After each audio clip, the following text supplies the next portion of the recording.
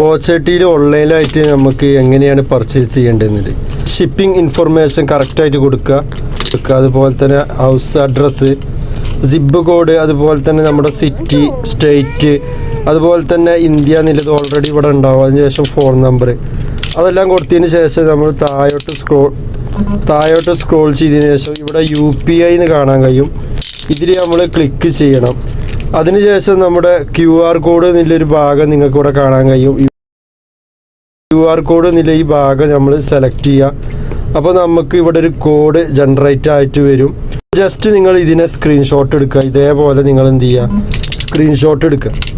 ഈ സ്ക്രീൻഷോട്ടാണ് നിങ്ങൾ എന്ത് ചെയ്യേണ്ടത്, നിങ്ങളെ ഫോൺ പേ അല്ലെങ്കിൽ Paytm, ഗൂഗിൾ പേയിലൊക്കെ പോയിട്ട് ആ സ്ക്രീൻഷോട്ടിനെയാണ് നിങ്ങൾ എന്ത് ചെയ്യുന്നത്, സ്കാൻ ചെയ്യേണ്ടത്. സ്കാൻ ചെയ്താൽ മാത്രം മതി. സ്കാൻ ചെയ്തതിന് ശേഷം നിങ്ങളുടെ ഫോൺ പേ, പേപ്പാലിൻ്റെ ഒക്കെ Paytm ഒക്കെ പാസ്വേഡ് അടിച്ചു കൊടുക്കുക.